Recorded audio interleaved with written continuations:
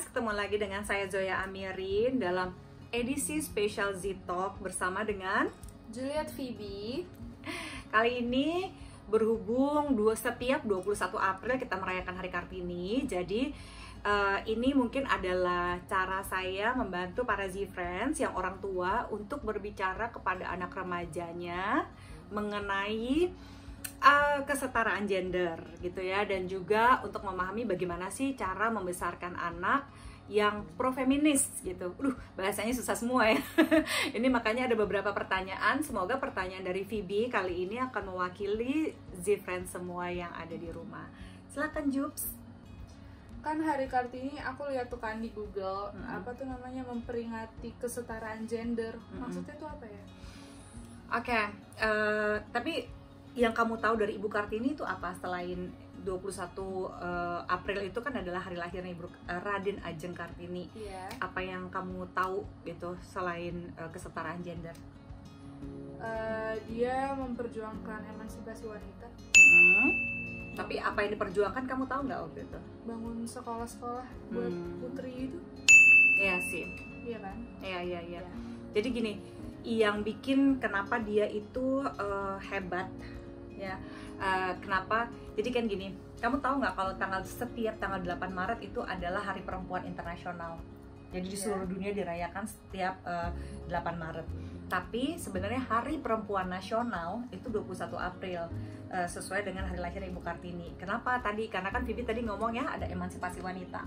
Soalnya gini Bi, pada waktu zamannya Raden Ajeng Kartini, dia itu dibesarkan pada waktu itu perempuan itu nggak boleh sekolah nih. Nggak bisa banget itu. Nggak boleh sekolah. Kamu kebayang nggak sih? Kamu kan apalagi dia sekolahnya di sekolah yang cewek semua gitu ya. Makanya Mami kan suka bilang nih, jangan komentari negatif-negatif tentang sekolah lu, karena tuh ya zaman dulu tuh Kartini tuh nggak boleh sekolah nih. Jadi di zaman itu perempuan cuma boleh kerja di rumah. Di dapur bukan? Di dapur. Oh my God. Jadi sampai besar kamu itu dipersiapkan hanya untuk menikah dan jadi istri, titik. Melayani suami gitu doang? Yes.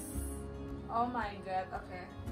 Gitu. Terus? Kenapa dia dibilang jadi emansipasi wanita? Karena gini, kamu harus nonton sih ya filmnya Kartini yang dimainin sama Dian Sastro. Oh my God, itu Mami sampai nangis. Mami tuh suka sejarah kan, Mami tahu gitu ya bacanya. Tapi pas lagi nonton itu juga Mami nangis karena si Kartini itu yang diperanin sama Dian Sastro itu, terus ibunya itu adalah Christine Hakim kan. Jadi pemain-pemain oke semua deh. Terus di situ ibunya itu sebenarnya udah nikah gitu ya. Tapi karena butuh naik pangkat bapaknya gitu, bapaknya tuh harus menikahi orang perempuan yang lebih ningrat gitu untuk ngangkat dia. Jadi ibunya malah dijadiin kayak semacam pembantu gitu. Anak-anaknya sih boleh tinggal di rumah, tapi karena kakaknya si Kartini ini sayang banget sama dia itu diajarin membaca gitu. Oh iya, diajarin membaca. Dia suka membaca, dan yang bikin bedanya dia dan yang di antara pahlawan-pahlawan yang lain, kenapa ada banyak pahlawan perempuan tapi dia yang dianggap untuk mengangkat emansipasi perempuan, tau gak kenapa? Karena dia nulis buku. Kayak pernah denger deh bukunya. Habislah gelap, terbitlah terang. Iya. Itu bukunya dia. Jadi dia menulis buku itu waktu itu dalam bahasa Belanda gitu ya, dan itu dia kirim ke pemerintah Belanda pada waktu itu. Jadi epic banget. Terus dia diakui di Belanda dan segala macam gitu. Dan dia terus udah gitu begitu dia menikah dia jadi istri kedua. Karena zaman itu kalau dia mau harkatnya naik, dia itu harus menikah dengan orang yang misalnya dia akan jadi pamong praja lah, jadi semacam dia mau jadi lurah lah, camat lah. Zaman itu tuh cukup tinggi gitu kedudukannya. Jadi kalau dia nggak ada di pasangannya itu nanti nggak ada di posisi pemerintahan, dia kurang bagus lah gitu ya. Jadi dia dicari yang darah biru dan segala macam. Jadi dia oke. Cuma hebatnya dia minta syarat, oke, saya mau menikah, mau dijadiin istri kedua juga oke. Tapi syaratnya dia tahu nggak apa? Orang kan minta mas kawin biasanya, bikin sekolah. Saya harus bisa punya sekolah, karena di sekolah itu saya mau ngajarin anak-anak terutama perempuan untuk bisa baca juga, bukan cuma laki-laki yang boleh sekolah. Dimana di masa itu kalau perempuan kayak gitu tuh dibilang lebay. Ya ampun. Gitu. Jadi itu kenapa sejak saat itu kita memperjuangkan kesetaraan gender. Sebenarnya perjuangan feminisme yang pertama di dunia patriarki itu yang seperti itu, di perjuangannya Kartini. Nanya lagi nggak? Patriarki itu apa? Oke. Ini juga pasti banyak yang nanya, bukan cuma Vivi doang nih ya. Patriarki itu jadi gini, kita pertama mengenal yang namanya patrilineal dan matrilineal. Jadi patrilineal itu, kamu tahu nggak patrilineal apa? Garis keturunan ini. Iya, betul. Garis Apa? keturunan ayah. Ayah, iya. Kalau matrilineal garis keturunan Ibu. Nah, di Indonesia yang kamu tahu yang matrilineal mana? Matrilineal. Cuma satu saya. Bukan? Betul. Kamu pintar banget. Tos dulu. Jadi satu-satunya di Indonesia itu Minang, Tante Alia. Itu orang Padang tuh dia gitu. Jadi Padang Minang itu dia berdasarkan keturunan ibu gitu. Jadi misalnya papa kamu kan misalnya gini ya, Marki Amirin gitu ya. Nah, karena kita dari keturunan opa itu kan Jawa, Amirin. Nah, kita itu pakai marga opa karena kita masih patrilineal gitu. Nah, kalau matrilineal biasanya dia pakai marga ibunya. Gitu. Gitu. Misalnya ibunya famnya Tular.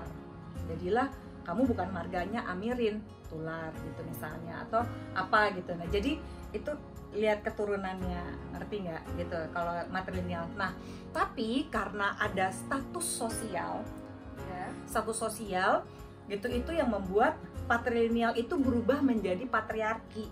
Padahal patrilineal itu maksudnya adalah garis keturunan ayah atau laki-laki gitu kan ya. Tapi dibikin jadi patriarki di mana patriarki itu adalah salah satu semacam peran sosial yang diciptakan sama masyarakat untuk membuat orang pokoknya yang mendominasi dunia ini harus laki-laki. Ya, laki-laki punya hak, kedudukan, kesempatan harus lebih daripada perempuan. Nah, yang kita perjuangkan ketika misalnya Mami suka bilang ini dunia ini patriarki sekali, bukan karena Mami membenci laki-laki. Of course Mami tidak membenci laki-laki, kamu tahu kan? Tapi dimana Mami itu maunya semua orang itu menghargai kesetaraan gender gitu ya. Jadi di dunia patriarki itu artinya dunia yang mengagung-agungkan itu hak laki-laki harus lebih dibandingkan perempuan. Nah, harusnya ini yang biasanya membuat Mami itu nggak nyaman. Makanya Mami selalu memperjuangkan feminisme gitu. Kalau Mami termasuk adalah pengikut feminisme gitu. Orang suka bilang, oh kalau feminis berarti lu benci laki-laki. No, of course, aku masih menyukai laki-laki gitu ya.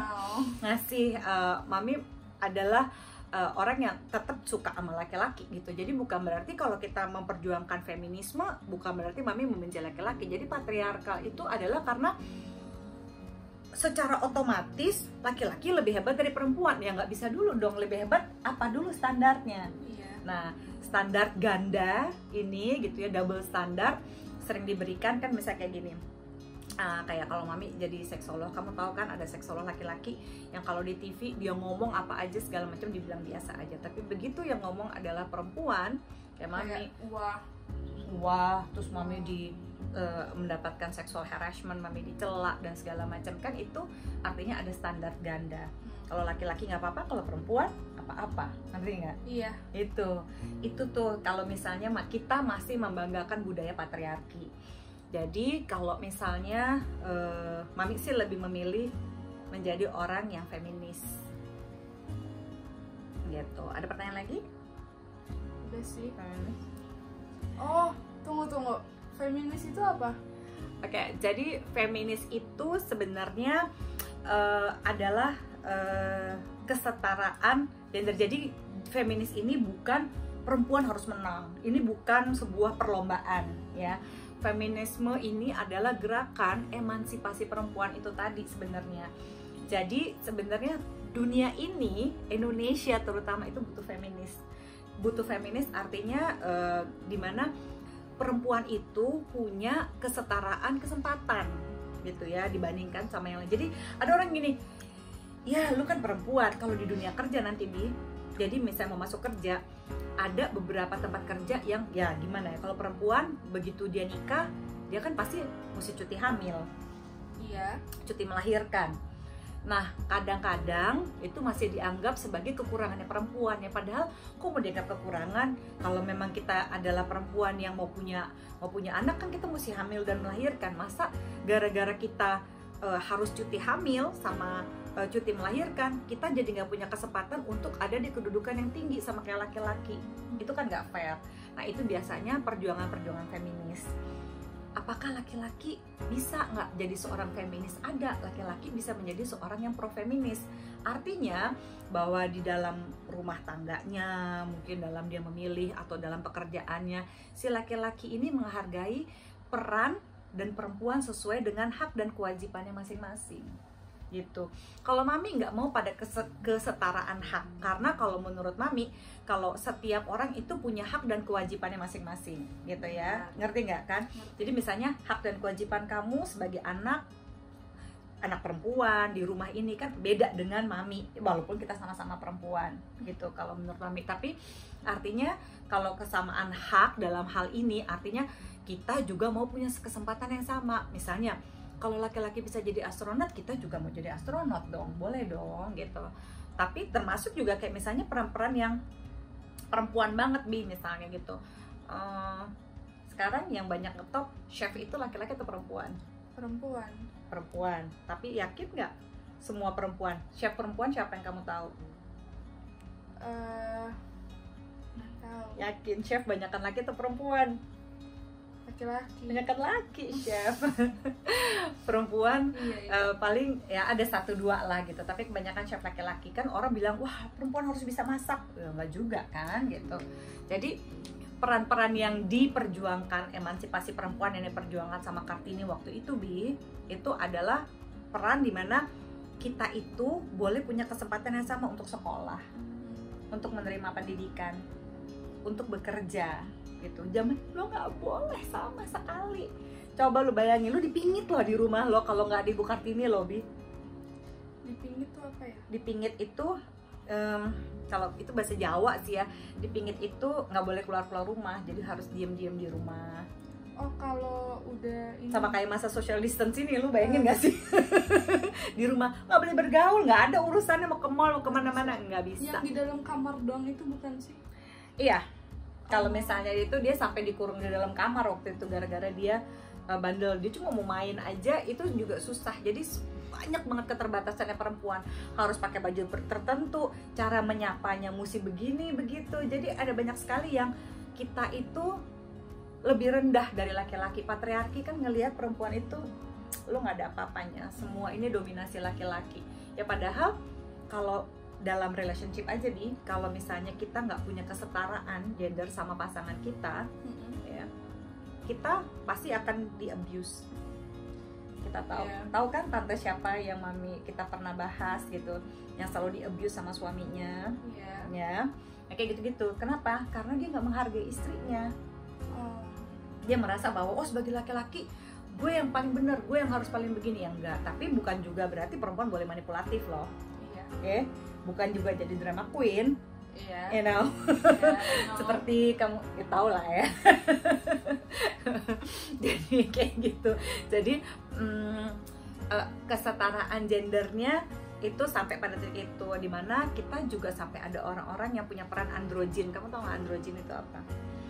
Androgen itu kan jadi ada maskulin, feminin, dan androgen ya. Maskulin itu adalah yang maskulin, yang peran laki-laki banget, biasanya ngambil keputusan, decision maker dan segala macem. Nah kalau yang laki banget deh ya maskulin, kalau feminin kan yang perempuan banget.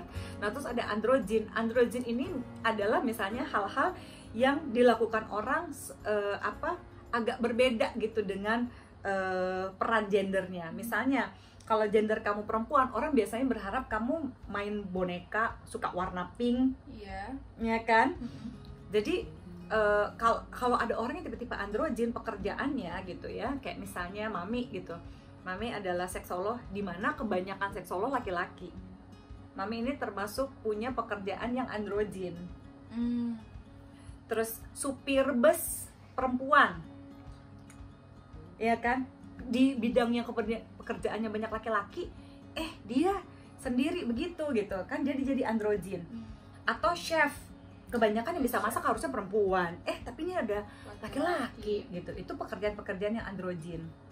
Mendekor, kita tahu kan gitu ya, Deddy Gino gitu misalnya, orang-orangnya kebanyakan yang mendekor laki-laki, yang jago bunga apa segala macam, Om Adam, ya kan, mereka semua jago-jago bunga, tapi kan itu adalah peran-peran androgyn maksudnya gitu. Jadi karena peran gender itu, misalnya kalau kamu perempuan, kamu diharapkan harus bisa nyapu, bisa masak gitu. Kalau laki-laki harus bisa betulin AC misalnya, betulin mobil. Nah itu peran-peran yang diinin. Padahal emang nggak ada perempuan yang bisa di tukang bengkel, kan ada juga laki-laki yang jago banget masak gitu, laki-laki yang jago banget ngejahit, banyak kan, desainer dan segala macam. So jadi mereka itu adalah orang-orang yang melakukan pekerjaan yang jauh banget dibandingkan peran gender yang diharapkan oleh kebanyakan orang. Jadi keuntungannya, kita hari ini paham tentang kenapa kita ngerayain Hari Kartini, kenapa ada emansipasi wanita. Keuntungannya buat kamu apa, Bi? Buat aku pertama jadi bisa sekolah kan tuh setinggi-tingginya kan, kejar cita-cita. Terus aku jadi bisa keluar juga, ketemu teman-teman kan. Ya, oke. Iya. Sosialisasinya beda lah ya kalau nggak ada dia. Iya, itu sih. Dan lu jadi pintar baca. Dia kan suka banget baca nih. Kalau baca kayak seminggu 5 buku. Habis itu mesti beli lagi dah. Ya, beda deh pokoknya dari dulu. Jadi lebih seneng aja. Jadi lebih ada pengetahuannya lebih luas untuk perempuan. Ya. Dan dia jurusannya ini bahasa ya. Di jurusan bahasa. Duh, kagak bisa tuh belajar segala macam itu semua kalau tidak ada Ibu Kartini. Ya enggak, Jubs? Benar. Gitu. So, Z-Friends semua, semoga dapat pembelajaran dari pembicaraan saya dan Vidi saat ini. Selamat Hari Kartini. Semoga emansipasi perempuan ini juga bisa dirasakan oleh semua orang ya, terutama bukan hanya kami menjadi perempuan yang feminis, tapi juga Anda menjadi laki-laki yang pro feminis. Yuk hargai perempuan, jangan cuma ngomentarin, body shaming, oh badannya begini, ininya begitu, tapi hargai juga hasil karya yang coba kami sampaikan lewat YouTube ini kepada Z-Friends semua. Semoga pembelajaran ini bisa membawa pencerahan bagi semua Z-Friends. Selamat Hari Kartini 21 April 2020. Thank you Z-Friends.